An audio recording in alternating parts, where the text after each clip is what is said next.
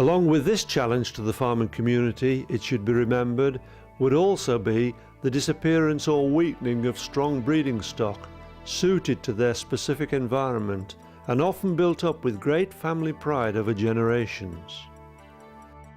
There's a lot of older people are doing the farming now on the commons, and to me anyway, one of the biggest problems is that in say 10 years or maybe even less, this generation which are now farming the commons will not be there, and the youngsters are not there to take over the role. So the sheep that are left on the commons, the people that are farming have to cover bigger areas and have a bigger workload, but fewer resources to do that work with, which is a critical problem really. And the economics of the hill sheep as they are, I don't think will encourage those people who have left the common to ever come back. And those people that are continuing to farm the common, there are issues about continuity with a lot of those in terms of their family and whether or not they have a future. The consequence of that is that we're all concerned as to whether there are actually enough people to manage the common. And at the present moment, we are getting help with gathering and other operations that we need to do collectively. And I think that if that money dries up, I think people are going to question whether or not the economics allow them to continue farming the sheep on the common. Diversification of income and injection of government money through agri-environment schemes have only gone part way towards addressing this problem. In fact, payments to farmers as an incentive to changing farming practice have only muddied the waters and in some cases led to a potential worsening of the situation. An indication that the unique position of commoners and their methods needs to be better understood in devising future policies.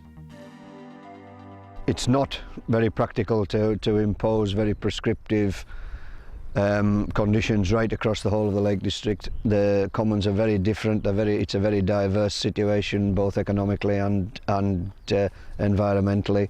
Interventions that have been applied in the past by the likes of DEFRA have caused problems, and we need to address those problems in a more integrated and cooperative, inclusive way. The management of the commons needs to be a coherent policy, and I think sometimes, recently anyway, a lot of sheep have been taken off commons, and I think it's a good thing really in the long run, because it's changing. It's already changing the way the sheep react on the fell. And I think a lot of fells are now undergrazed, so there's far too much biomass, as they call it, and the sheep are not grazing over the whole common. They're like more selective than they used to be. The shepherds and the people who manage the sheep are probably as aware of what the common needs of some of the people who would say take more sheep off. And I think the people on the ground probably need listening to rather more than they have in the past, I would think. Granted, everybody has a bias to their own way of thinking, but certainly we should not go too far one way or too far the other way, really.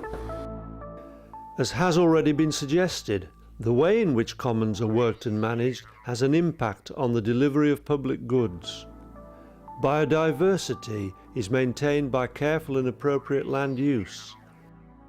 Here in Mosedale, reducing the stocking rate or numbers of grazing ewes on part of the fell has allowed plants like juniper to thrive, which in turn encourages particular types of bird and animal life. On other parts of the common, with a different stocking rate, a contrasting pattern of vegetation and wildlife are seen. Some commons are sites of special scientific interest or have other conservation status, and bodies like Natural England or the Royal Society for the Protection of Birds have an interest in these areas in terms of conservation, landscape and land management.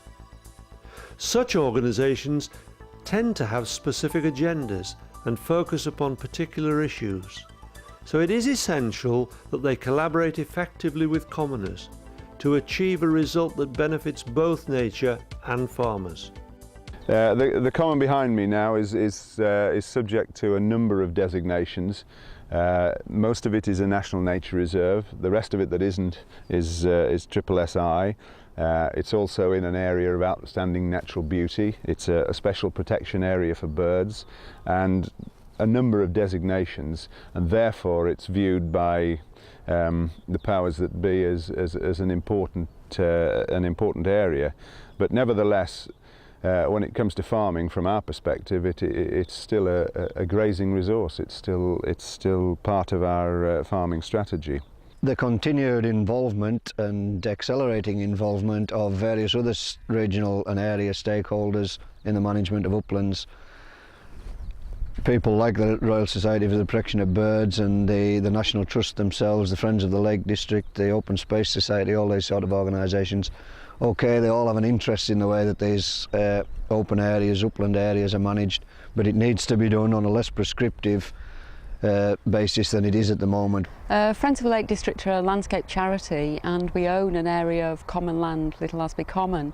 It's quite an interesting area. We've got 10 commoners. Some are active, some aren't active, and it's an area that's very rich for a number of reasons. We've got the cultural heritage, we've got nearly 200 archaeological sites. It's very important for nature conservation. It's a site of special scientific interest and a special area of conservation. So we as a landowner are trying to manage all of those interests so that everybody benefits. So what we want to do is we want to work with the commoners to try and ensure that the commoners can continue farming.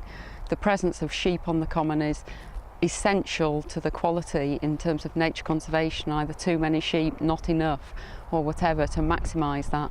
We're also very keen to try and ensure that the farmers can make a living, that it's practical, that there's enough stock for them to justify them going up to the common. Against that, we have to balance that against the nature conservation, against any potential damage to archaeology, and from our perspective for landscape, it's an absolutely wonderful landscape, but all of that depends on the mix of the cultural heritage and of active land management. Increasingly, the speciality products associated with these areas of Cumbria are also in demand by the public. Rough fell, Swaledale and Herdwick meat, traditionally reared under semi-natural conditions on the fell, provides an attractive alternative to the consumer and is now on sale at farmers' markets and many other outlets. Wool products also form part of the craft industry of the region.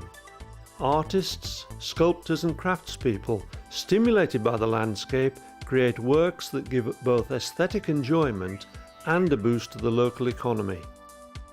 Over and above these positive public benefits are those that are perhaps taken most for granted.